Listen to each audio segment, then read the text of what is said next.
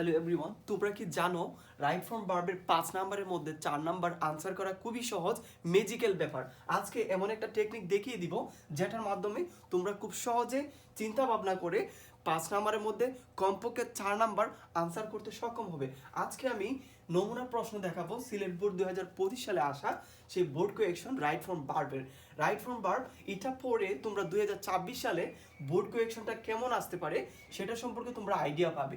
দেখো এই পেসেজটার মধ্যে মূলত 3টা ক্যাটাগরি চলে আসছে। একটা হলো ইফ ক্লোজ চলে আসছে, মডেল ভার্ব চলে আসছে, সিম্পল প্রেজেন্ট থেকে সিম্পল কন্টিনিউয়াসের স্ট্রাকচারটাও চলে আসছে। সো এই প্যাসেজটা বা এই ট্যাক্সটা পড়ে তোমরা এই 3টা মৌলিক ধারণা সম্পর্কে স্পষ্ট ধারণা লাভ করে তাহলে আসো শুরু করা যাক। Sylhet board 2025 right form of verb প্যাসেজটা ছিল অনেকটা এরকম, টেক্সট বা প্যারাটা ছিল অনেকটা এরকম। Bangladesh dash is a developing country.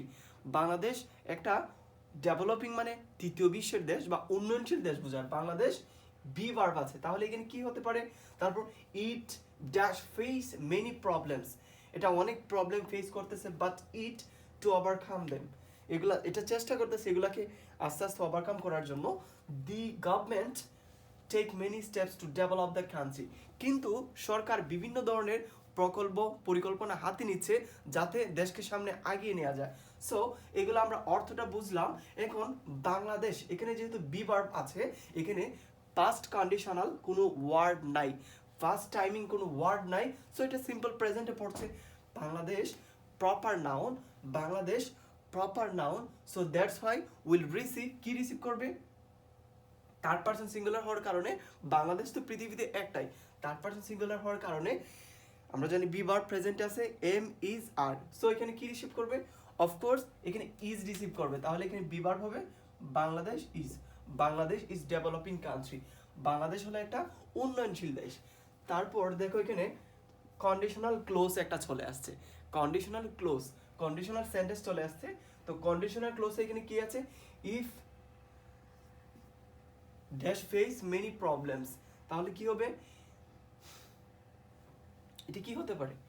ইট আমরা দিব যেহেতু third person singular, it faces, simple sentence অনুযায়ী it faces many problems. It third person singular, তাই পরবর্তী ভার্বের সাথে এস বা ইএস যুক্ত হবে, এটা হয়ে যাবে ফেস থেকে ফেসেস। ইট ফেসেস মেনি প্রবলেমস, এটা অনেকগুলো প্রবলেমের সম্মুখীন হচ্ছে। বাট ইট, বাট ইট কি হবে? বাট ইট, যদিও এটা অনেকগুলো সমস্যার সম্মুখীন হচ্ছে কিন্তু চেষ্টা চালিয়ে যাচ্ছে, চেষ্টা করতেছে, মিনিং অনুযায়ী এখানে কন্টিনিউয়াসটা আসছে। But it trying to overcome, trying to, but it is trying two,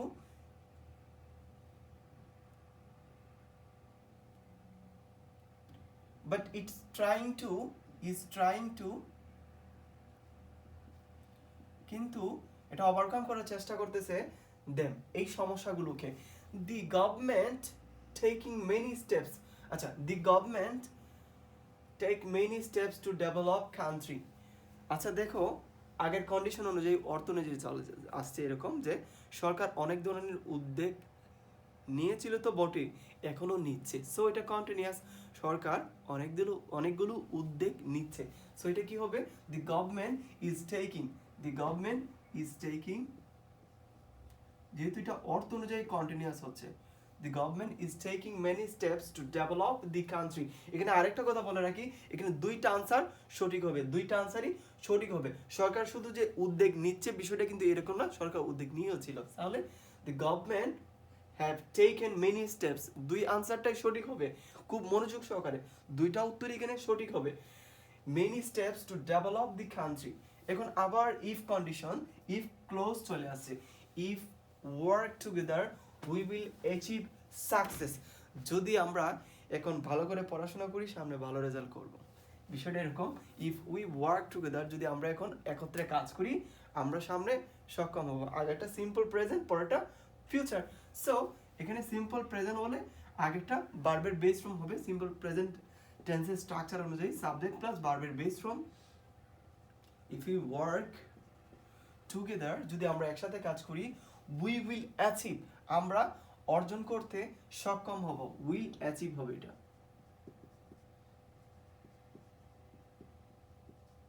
we will achieve success. Everybody should modal auxiliary, আমরা জানি model can could may might shall should এর পরে যে মেইন ভার্বটা থাকবে সেটা সবসময় বেস ফর্মে হবে। তাহলে এখানে শুড আছে, মেইন ভার্ব এখানে আছে ডু, ডু ডুই থেকে যাবে। সো এখানে আমি ডু বসালাম। হিজ ডিউটি প্রপারলি, উই দেখো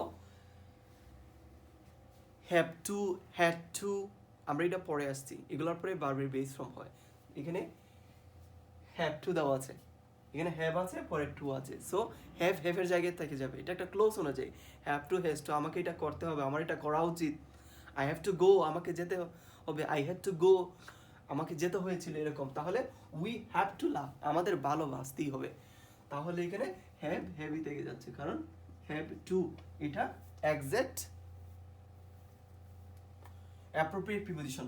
we have to love our country and, তো আগের সিকোয়েন্স অ্যান্ড অনুযায়ী আগের সিকোয়েন্সটা সেম ফিল করতে হবে। হ্যাভ টু করতে হয়েছিল ওয়ার্ক টু, কাজ করতেই হবে, তাহলে ওয়ার্ক ভার্বের বেস ফর্ম থেকে যাবে। Her to make it prosperous, এটার মাধ্যমে আমরা সমৃদ্ধি অর্জন করতে সক্ষম হব। এভাবে দাপে দাপে কি কি ক্লোজ চলে আসছে, কয়টা পয়েন্ট চলে আসছে, এগুলোকে তোমরা সমান করে ভাগ করে নিয়ে যদি অ্যানালাইজ করো 2026 সালের, তুমি বিশ্বাস রাখো 2026 সালের যে কোয়েকশনটা আসবে সেটা এটার থেকে আরও সহজ হবে। এটা অ্যানালাইসের মাধ্যমে সিলেট বোর্ডে আমার কাছে মনে হচ্ছে গত বছর যে কোয়েকশনটা ছিল সেটা খুবই ক্রিটিক্যাল ছিল। এটা ক্রিটিক্যাল আমি বলবো না, বাট এটা অনেক কিছু বোঝার ছিল, এটার মধ্যে বিশদ আলোচনা ছিল। এই অংশটা যদি তোমরা বুঝে থাকো 2025 সালের সিলেট বোর্ডের কোয়েকশনটা যদি বুঝে থাকো, তাহলে 2026 সালে তোমরা রাইট ফর্ম ভার্ব যে কোনো জায়গা থেকে আসলে তোমরা সঠিক উত্তর দিতে সক্ষম হবা। তোমরা এরকম আরও কিছু ভিডিও পেতে চাইলে এবং সামনে একটা ক্লাস নিব 2026 সালে বা নেক্সট রাইট ফর্ম ভার্বের কোয়েকশনটা কেমন হতে পারে গেস করে দিব। ইনশাল্লাহ 80% এখান থেকে তোমাদের কমন থাকবে।